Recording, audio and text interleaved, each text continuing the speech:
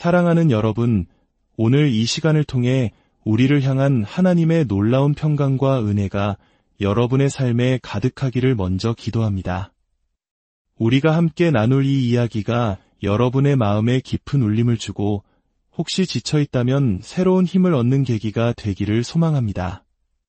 만약 이 말씀이 여러분에게 감동을 준다면 좋아요와 구독으로 다른 이들에게도 이 선한 소식이 닿을 수 있도록 도와주십시오. 여러분의 작은 행동 하나가 누군가에게는 큰 위로가 될 수 있습니다. 주님의 이름으로 축복합니다. 자, 이제 우리의 이야기를 시작하겠습니다. 사랑이란 무엇일까요? 사랑은 눈을 멀게 하고 결혼은 그 눈을 뜨게 한다는 오래된 속담이 있습니다. 하지만 우리는 여전히 묻습니다. 진정한 사랑이란 과연 무엇일까요? 많은 사람들에게 사랑이라는 단어는 그 자체로 설렘과 흥분, 긍정적인 감정의 총체입니다. 때로는 통제할 수 없고 짜릿하며 우리를 완전히 사로잡는 강력한 힘으로 느껴지기도 합니다. 마치 운명처럼 다가와 우리의 삶을 송두리째 바꿔놓을 것 같은 거대한 감정의 파도. 이것이 우리가 흔히 드라마나 영화에서 접하는 사랑의 모습입니다. 하지만 어떤 이들은 이런 생각이 너무 순진하다고 말합니다. 특히 모든 것을 이성과 논리로 분석하려는 현대사회에서는 사랑 역시 권력과 욕망의 또 다른 이름일 뿐이라고 말하기도 합니다. 모든 인간관계의 본질은 결국 이기심이며 사랑이란 자신의 욕구를 충족시키기 위한 세련된 표현에 불과하다는 냉소적인 시각이죠. 또 다른 이들은 사랑을 필요와 동일시합니다. 내가 무언가를 사랑한다면 그것은 나에게 필요하기 때문이라는 것입니다. 비틀즈는 우리에게 필요한 건 사랑뿐이라고 노래했지만 어쩌면 현대사회는 우리가 사랑하는 건 필요뿐이라고 외치고 있는지도 모릅니다. 내가 원하는 것, 내가 가져야만 하는 것, 그것이 사랑의 이름으로 포장되면서 사랑은 때로 흥분과 설렘보다는 집착과 습관이 되어버리기도 합니다. 너무나 당연하게 여기고 감사함을 잃어버리는 일상의 공기처럼 말입니다. 물론 이 모든 것을 넘어 더 높은 차원의 사랑을 이야기하는 사람들도 있습니다. 그들은 진정한 사랑이란 이기적인 욕망이 아니라 타인을 향한 깊은 관심과 배려라고 말합니다. 루게릭병으로 힘겨운 시간을 보냈던 모리 슈워츠 교수는 사랑이란 다른 사람의 상황을 자기 자신만큼이나 걱정해주는 것이라고 정의했습니다. 나 자신을 잃어버릴 정도로 다른 사람의 행복과 안녕을 기뻐하고 그 사람에게 온전히 몰입하는 것. 이것이야말로 이기심과는 가장 거리가 먼 순수한 사랑의 모습이라고 그들은 믿습니다. 어떤 정의를 따르든 오늘날 사랑은 우리 문화에서 최고의 가치로 여겨집니다.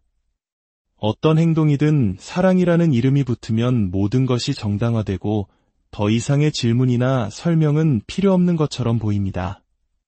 때로는 종교의 이름으로 폭력과 전쟁이 일어났다고 비판하지만 어쩌면 사랑의 이름으로 행해진 폭력과 상처 또한 그에 못지않을 것입니다. 그렇다면 대체 사랑이란 무엇일까요?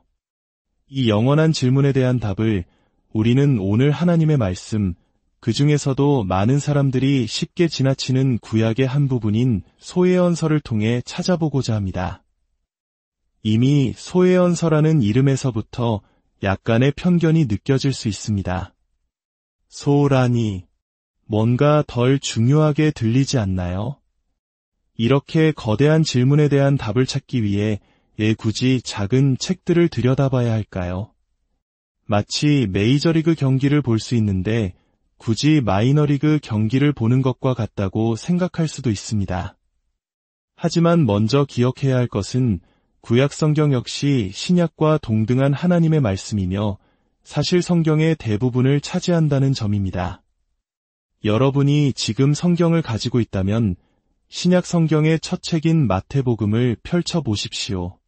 그리고 여러분의 손가락 왼쪽에 있는 방대한 양을 보십시오. 그것이 바로 구약입니다. 구약은 예수 그리스도라는 해답이 주어지기 전 인류가 처했던 문제와 상황을 수백 년에 걸쳐 생생하게 보여주는 하나님의 기록입니다. 구약은 신약이 풀어낼 수수께끼를 제시하는 책입니다. 그리고 소예언서에서 소라는 말은 중요하지 않다는 뜻이 아니라 단순히 책의 분량이 작다는 의미입니다. 이사야, 예레미야, 에스겔과 같은 대예언서들이 분량이 많기 때문에 대로 불리는 것뿐입니다.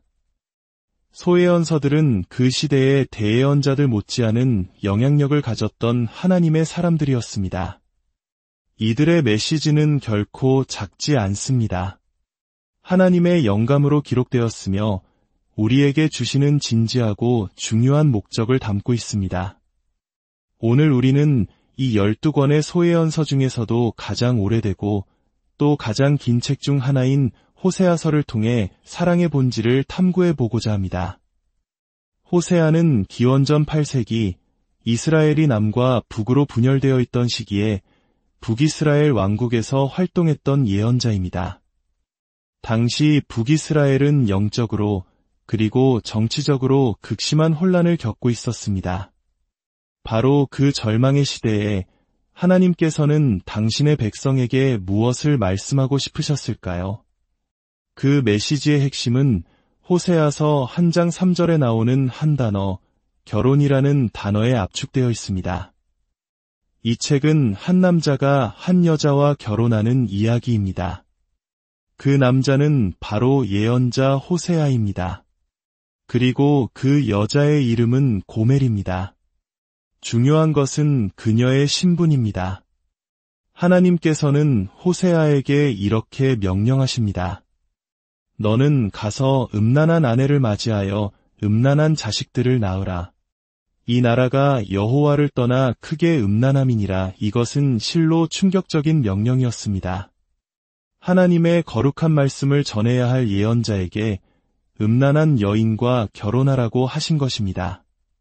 그리고 이 기이한 결혼은 하나님과 이스라엘 백성의 관계를 보여주는 하나의 살아있는 상징이 됩니다. 호세아는 신실하신 하나님을, 그리고 그의 아내 고멜은 하나님을 버리고 온갖 우상을 숭배하며 영적으로 타락한 이스라엘을 상징하게 된 것입니다. 호세아는 하나님의 명령에 순종하여 고멜과 결혼하고 세 자녀를 낳습니다. 하나님께서는 그 자녀들에게도 의미심장한 이름을 지어주십니다. 첫째 아들의 이름은 이스르엘인데 이는 하나님께서 흩으실 것이다라는 뜻으로 이스라엘에 대한 심판을 예고합니다. 둘째 딸의 이름은 로르아마로 긍휼히 여김을 받지 못하는 자라는 뜻입니다. 더 이상 사랑을 베풀지 않겠다는 하나님의 경고였습니다. 셋째 아들의 이름은 로암미, 즉 내 백성이 아니다라는 뜻입니다. 하나님과의 관계가 완전히 끊어졌음을 선언하는 가장 무서운 이름이었습니다. 고멜은 결국 호세아를 떠나 다른 남자에게로 가고 아마도 성전 창녀로 팔려가는 비참한 신세가 된 것으로 보입니다. 남편을 배신하고 가정을 버린 여인. 이것이 바로 당시 이스라엘의 영적 상태였습니다. 그렇다면 이스라엘의 죄는 구체적으로 무엇이었을까요? 호세아서는 그들의 죄악을 낱낱이 고발합니다. 지도자들은 부패했고 백성들은 거짓말과 도둑질, 살인과 폭력을 일삼았습니다. 사회 전체가 독초처럼 도단한 소송과 불의로 가득했습니다. 그러나 이 모든 죄의 뿌리에는 단 한 가지, 바로 우상 숭배가 있었습니다. 그들은 하나님을 잊었습니다. 그들을 이집트의 노예 생활에서 구해내시고 약속의 땅으로 인도하시고 모든 것을 풍족하게 채워주신 하나님을 버리고 나무와 돌로 만든 우상에게 절했습니다. 풍요와 다산을 약속하는 바알신을 섬기며 산꼭대기마다 제단을 쌓고 음란한 제사를 드렸습니다. 그들은 하나님이 주신 모든 축복, 풍성한 곡식과 포도주, 기름을 모두 바알이 준 것이라 믿었습니다. 하나님을 알아가는 참된 지식이 없었기 때문입니다.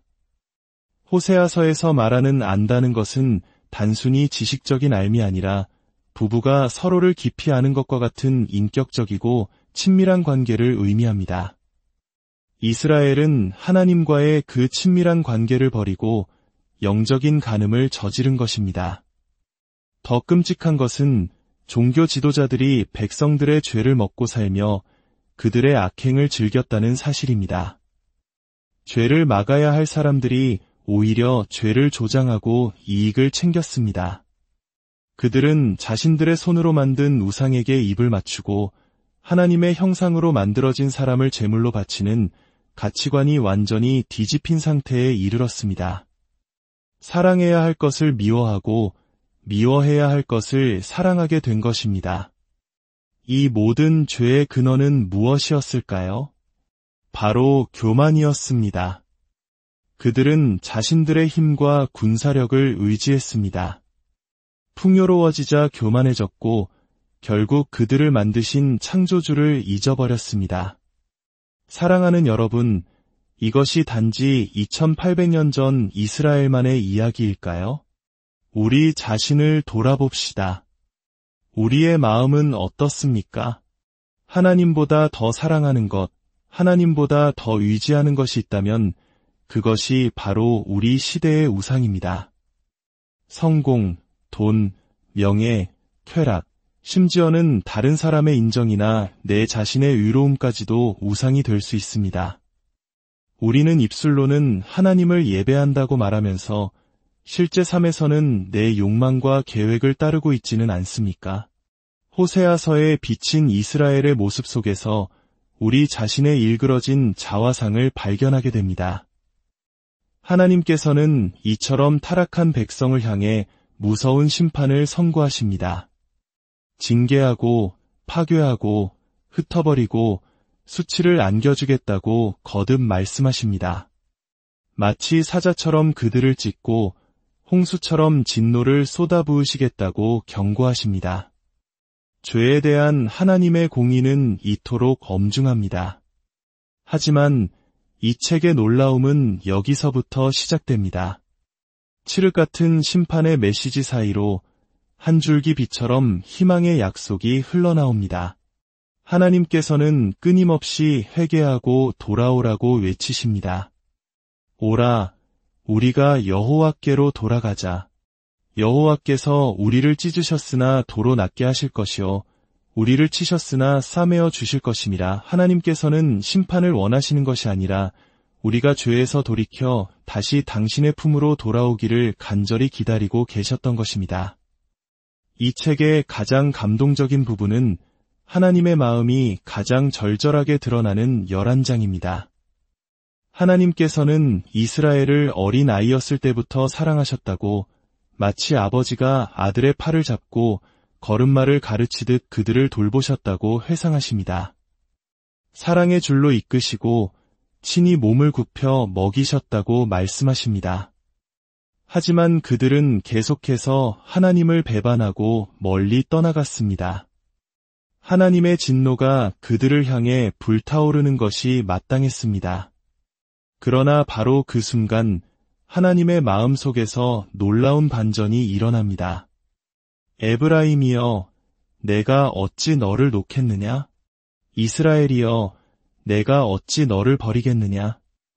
내 마음이 내 속에서 뒤집히며 나의 긍휼이 온전히 불붙는 듯하도다. 나는 하나님이여 사람이 아님이라. 내 가운데 있는 거룩한 이니 진노함으로 내게 임하지 아니하리라. 이것이 바로 호세아서가 우리에게 보여주는 사랑의 본질입니다. 인간의 사랑은 조건적이고 배신 앞에서 쉽게 무너집니다.